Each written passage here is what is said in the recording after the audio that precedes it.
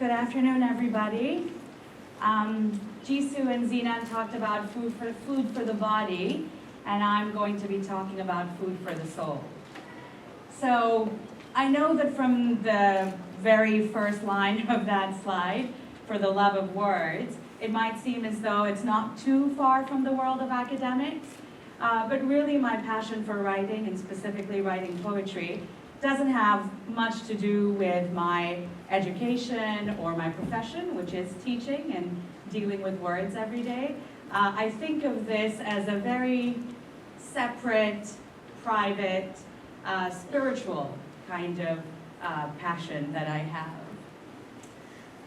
have. The joy of writing. So, like I said, it's not something, although I teach English, I teach literature, I read books, but for me, writing provides a number of functions.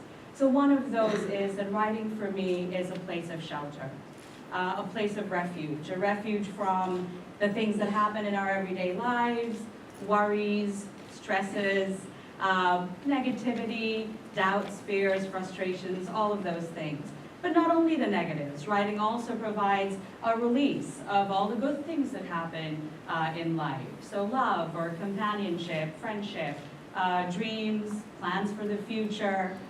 So writing is a refuge, but writing also is a release of those emotions from pen to paper. Sometimes you might have heard the word catharsis, and even though it's used in connection to an audience, what an audience might get from a piece of writing or from theater, I think of that the creator of words or writing or poetry, so the poet or the author, could also undergo a form of catharsis in writing.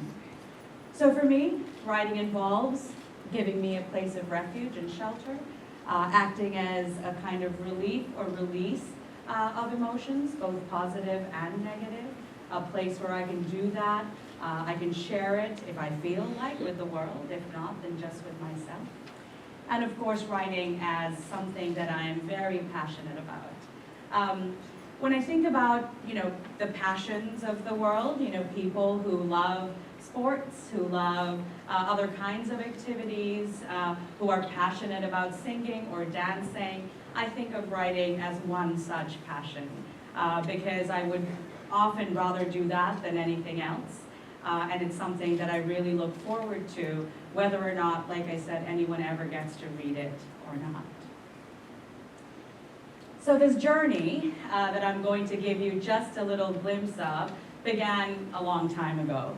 I don't quite remember what I wrote before I was 12 years old, but I remember that when I was 12, I had written a poem, a very idealistic vision of the world and world peace and love and all of those things, which of course I thought I understood very clearly at 12 years of age. So that's the poem I had written. That is my first memory of having written something that later got printed or put in a frame and up on the wall in my house. So that journey, and I call it the embarrassing years because my parents were very supportive, found every opportunity to embarrass me by sharing everything I wrote, passing my notebook around, which was mortifying, as you can imagine.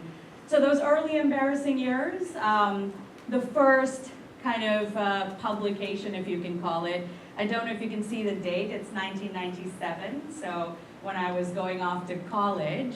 I had written, maybe in the last a year before that, 80 to 100 poems that my father said, oh, I'm going to put this into, I'll publish it. And I thought, who's going to publish a college kid's work? And it was him. He published it, which is basically a spiral-bound notebook, photocopied pages.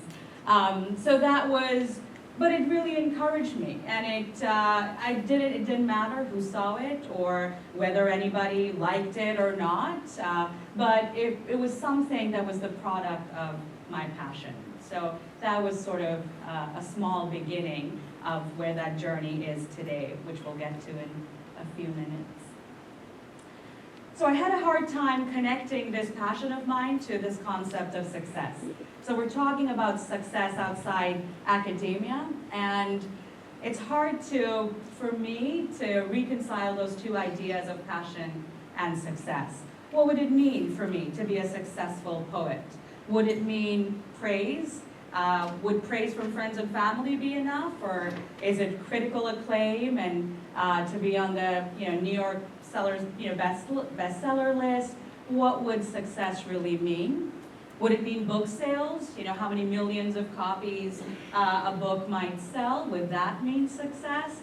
I wasn't quite comfortable with that word success when it came to talking about this particular passion of mine. So then I thought, what it really means to me is making a human connection. So if my poetry makes a connection with another person, if someone comes up to me and says, which they have, that this is what they wanted to say but didn't have the words to say it, or this is what they went through, or this is how they felt, and my words gave them a reflection of those experiences, to me that would be success. So going forward with that journey that started when I was 12, my first published work is a volume of poetry called Rough Edges. I got published by a publishing house in Bangladesh in 2006. It's out of print now. All the copies have been sold. I think there may be one or two in the library. I have one at home if anyone's ever interested. The second publication in 2010, it's not poetry, but it's about poetry. It's really my master's thesis. If anyone wants to read 150 odd pages about Walt Whitman's poetry, go and check it out on Amazon. It always tells me when I log on that it's only 8 copies left, and I'm always shocked. I'm thinking, who is buying this book? Who are these other people who bought it? And of course, it was published with the help of my supervisor, whose name is also on the cover.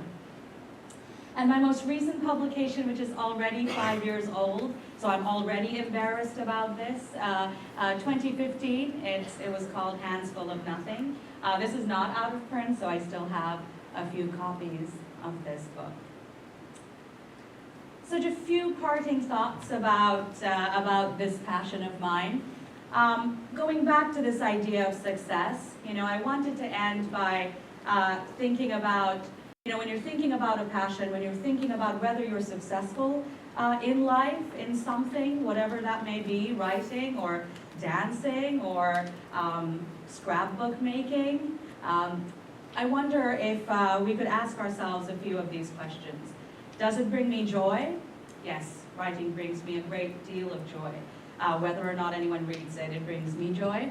Does it bring me peace? Very much so. Brings me peace of mind, helps to center my focus, helps to calm me, helps as a balm at the end of a tough day. And then by extension, could it bring someone else joy? Could it bring someone else any kind of comfort or healing? And so when someone comes up to me and says that my doubts and fears and frustrations or love has been reflected in your words, I consider that to be the highest praise and the greatest form of success. Thank you so much.